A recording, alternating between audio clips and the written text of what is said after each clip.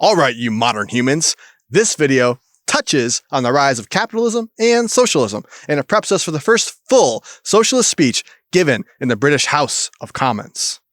This is Speaking Through the Ages, where we bring back the dead in an attempt to bring out the values, beliefs, and internal struggles of those humans that came before. We give context to and deliver historical speeches that motivated people to kill, riot, make salt, and sign papers. I'm Joseph Delisle, your novice history fan. To join us, subscribe and click the bell for notifications. Now, let's talk economically about philosophical economies.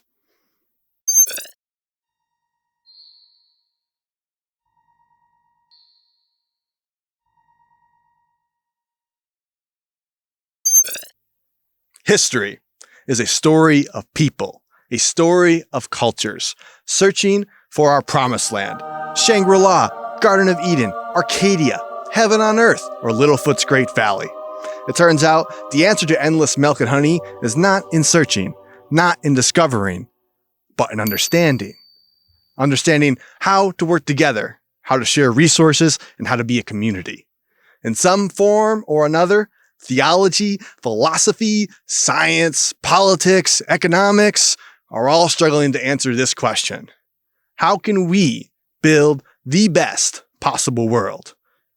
In history is the scattered, charred truth and lies of what has been tried. And by the early 1700s, mercantilism was tried. Finally, some philosophers and economists started noticing that under mercantilism, a nation could be wealthy and the citizens suffering. A nation could be wealthy and yet have no milk and honey. In a previous video, we explained mercantilism, the precursor to capitalism, as the economic belief that a nation's wealth is defined as the coin in the treasury acquired through exports. John Locke, David Hume, and Adam Smith turned this on its head. They argued that it's the self-interest of the individuals to accumulate wealth through free trade and competitive markets that drives the wealth of the nation. By the 1800s, this view, called capitalism, dominated the philosophical and economic belief in the United Kingdom. This launched the British people into the world's first industrial revolution, starting from 1760 and lasting until 1840-ish. The individuals during this time would acquire more capital than any other time in history. They invested in new technologies like the power loom, cotton gin, screw cutting lathe, and the milling machine. Although society as a whole grew wealthier, the wealth disparity and inequality became appalling. The extra money at the top trickled down only what was necessary for the survival of the working class. And that was about it. Soon, you had a smaller upper class of capital owners and a lower class of workers. Cue socialism, a newer, or perhaps older, philosophy to address the inequality problems. The idea of socialism can be traced to Christianity. Acts 4:32 describes the Christian socialist community. Quote, "The community of believers was of one heart and mind, and no one claimed that any of his possessions was his own, but they had everything in common." However, the actual term socialist dates to about 1822.